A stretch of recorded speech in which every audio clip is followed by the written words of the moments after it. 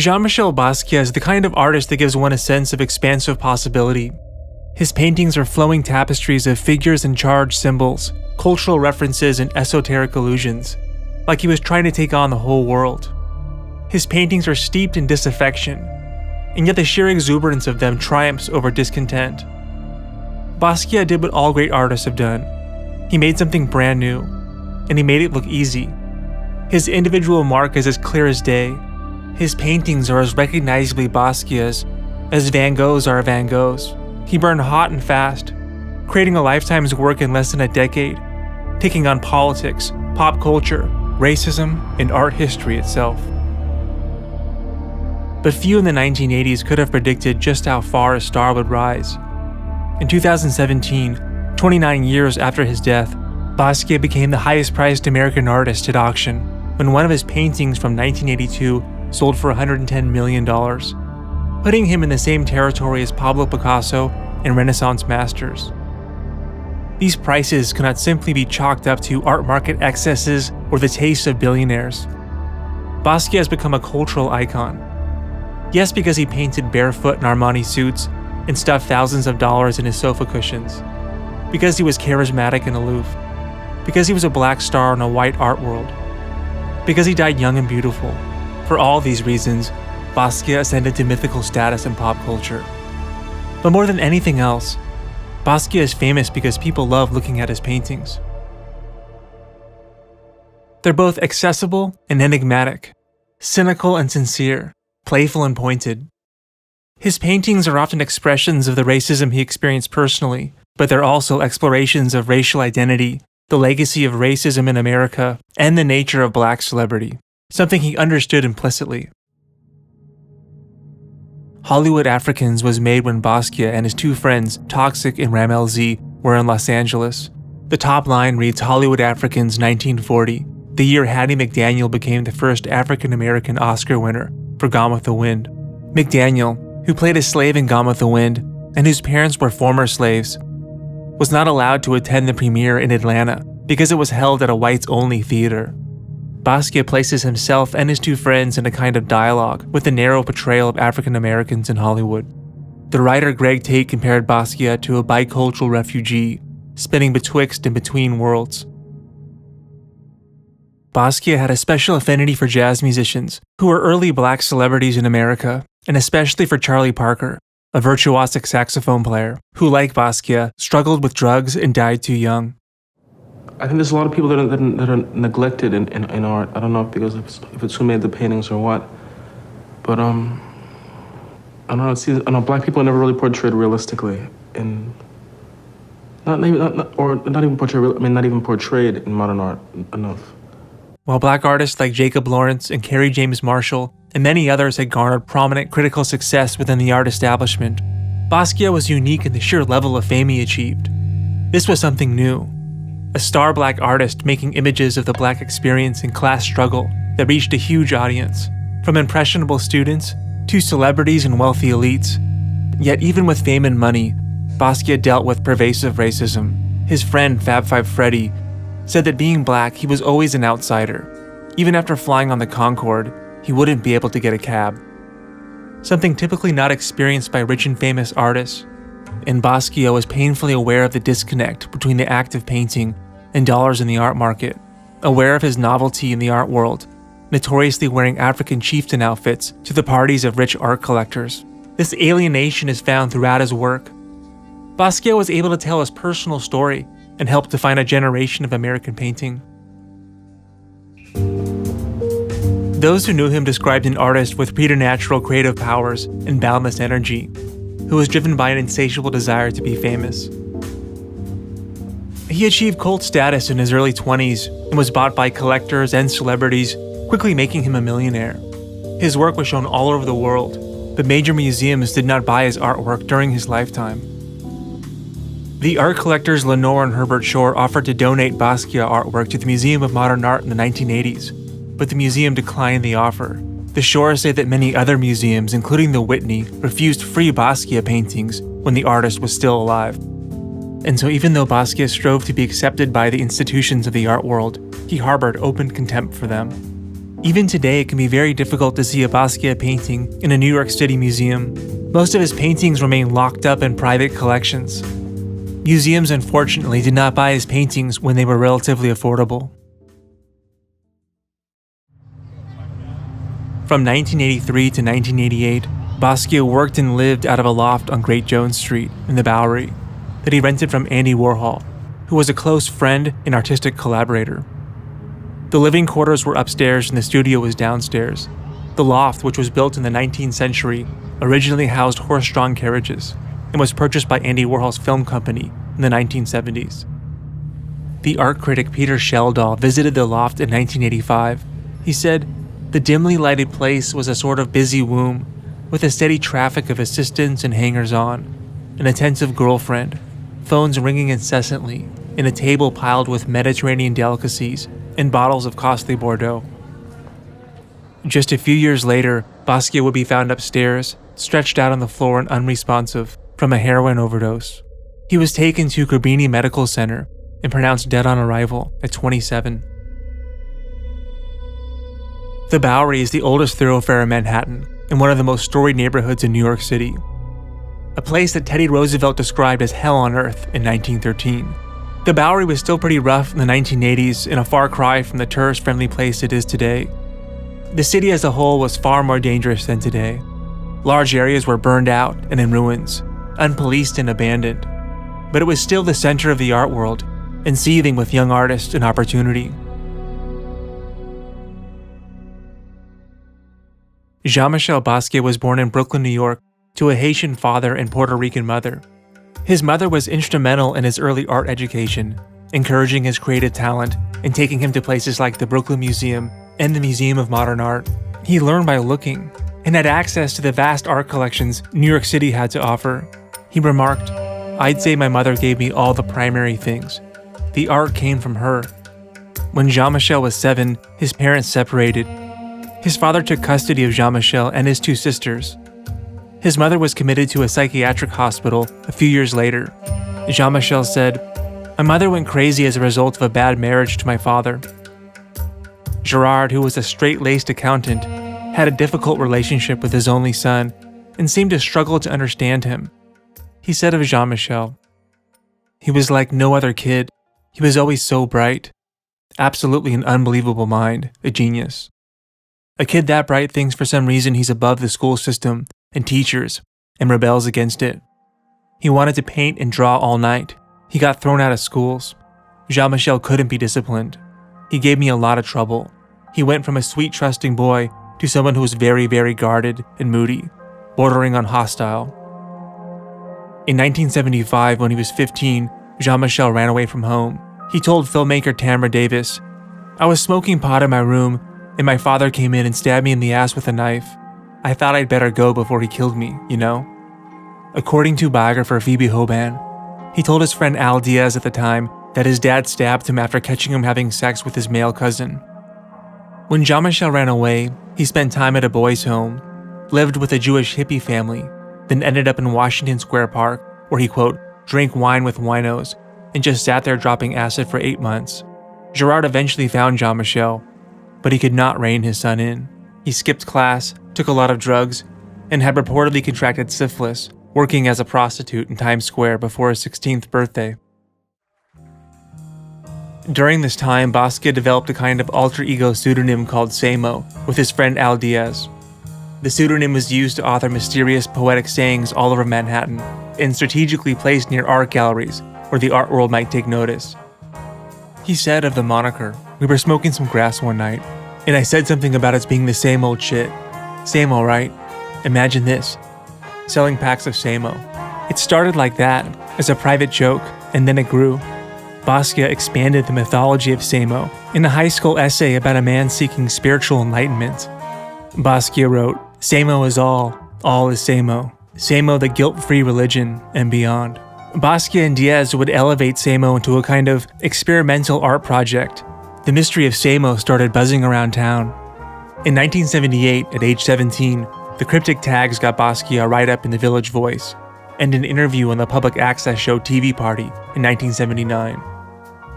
Basquiat met other artists by way of SAMO, like Kenny Scharf and Keith Haring. whom Basquiat would become good friends with. This was a time when graffiti art was having its cultural heyday, and so this helped create a path for Basquiat to enter the art world as a kind of underground street artist and poet. Graffiti and tagging in the 70s and 80s was all about getting your name out there, about the prestige, which made it a perfect vehicle for Basquiat. But he never considered himself a graffiti artist. While he was friends with graffiti writers, he said he wasn't really part of the culture. And Basquiat felt his association with graffiti pigeonholed him, but the association stuck, partly because Basquiat had cultivated a kind of down-and-out, disenfranchised kid-of-the-streets persona. The director Vincent Gallo was shocked to meet Basquiat's father, with a tennis racket and wearing a business suit. While Basquiat was a teen runaway and left home at 17, he had been raised middle class and had gone to private school. His parents were cultured and upwardly mobile. But it's also true that the SAMO graffiti was more like conceptual art, with phrases like SAMO for the so-called avant-garde, than the stylized graffiti writing found on subway cars in the late 70s. And of course, there are all kinds of prejudices against graffiti, like the idea that it's low art or outsider art. But graffiti is just one of the many lenses through which to view Basquiat. It's equally appropriate to think about Basquiat in relation to a German expressionist like Ernst Kirchner, who pushed color and form to reflect his anxieties about the modern world. Or compare him to Dada artists, who use collage and wordplay to cynically critique mainstream cultural values. Or to the complexity and improvisation of bebop. Or to William Burroughs and the Beat Generation.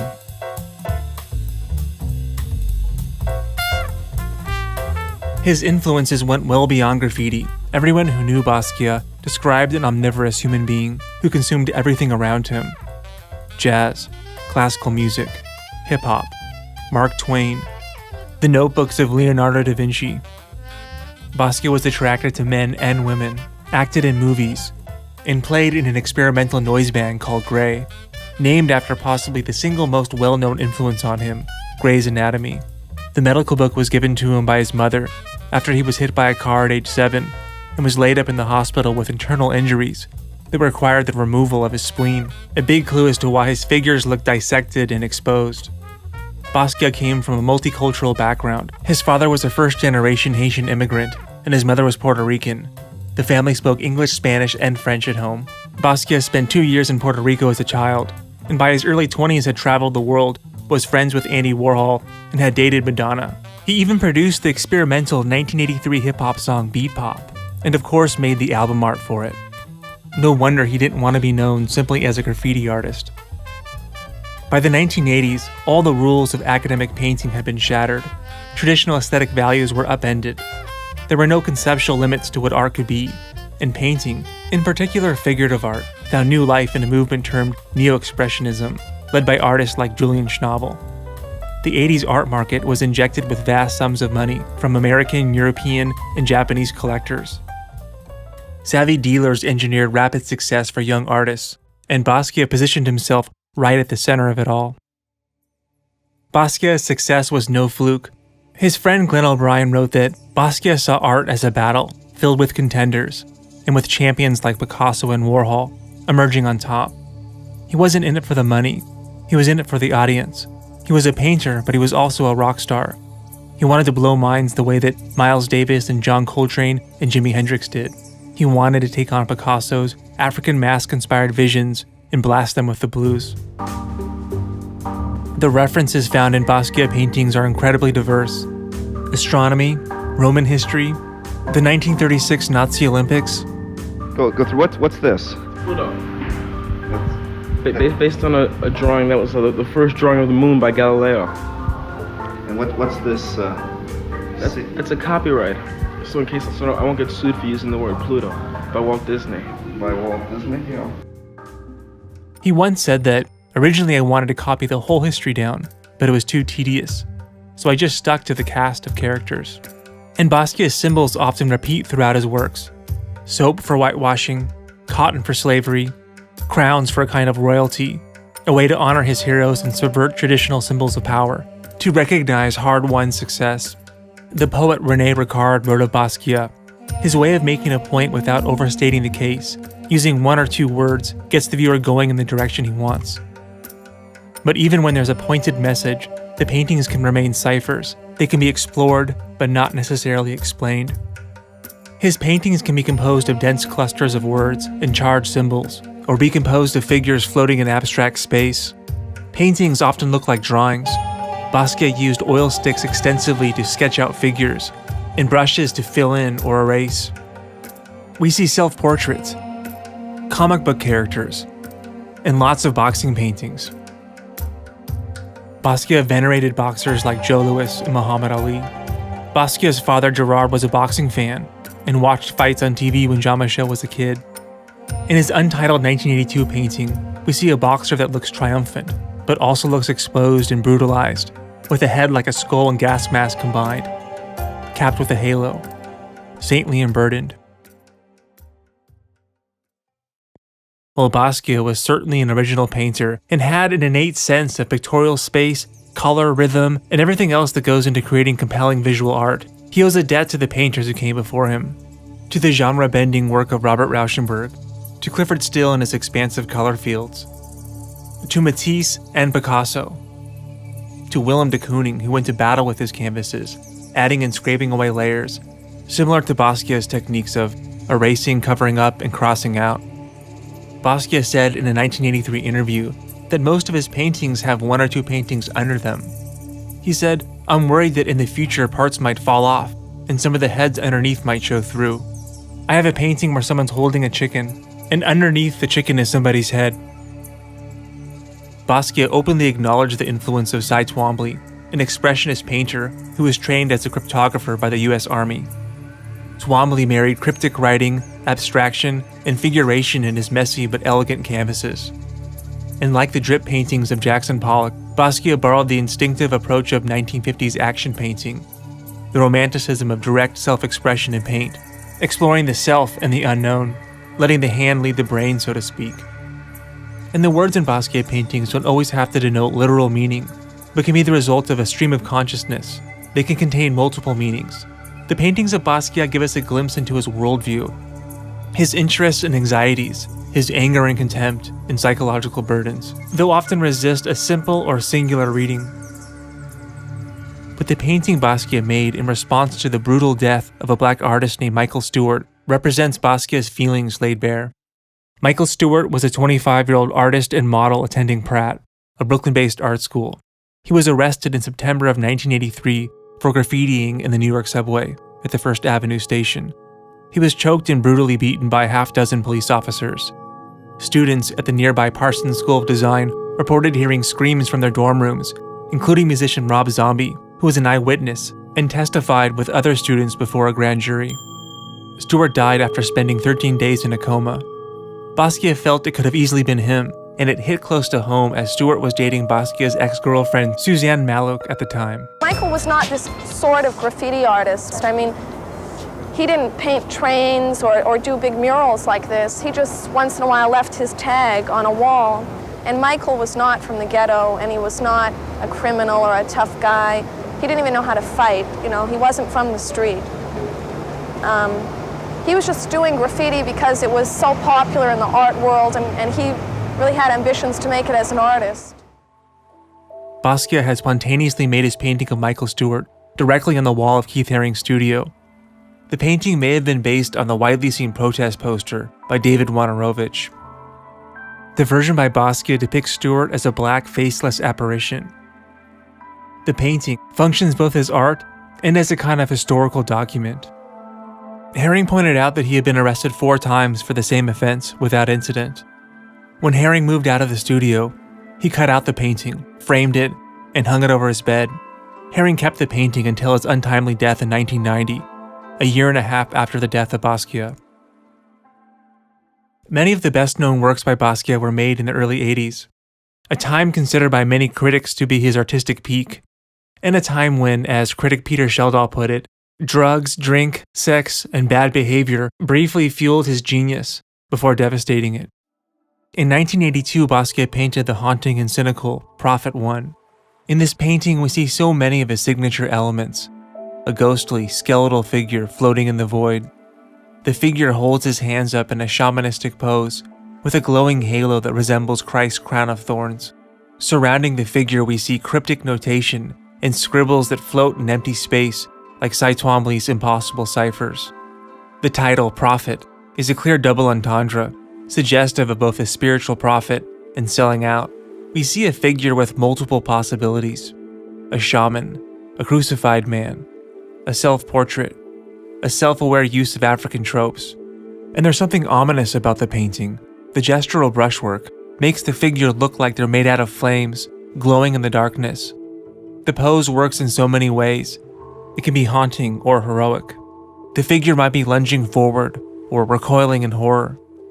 The figure might represent a spiritual healer or a tragic martyr. Maybe it even works like Edward Munch's ghostly self-portrait, in which he depicts himself as a figure distorted by the world, by the scream of nature, as he put it.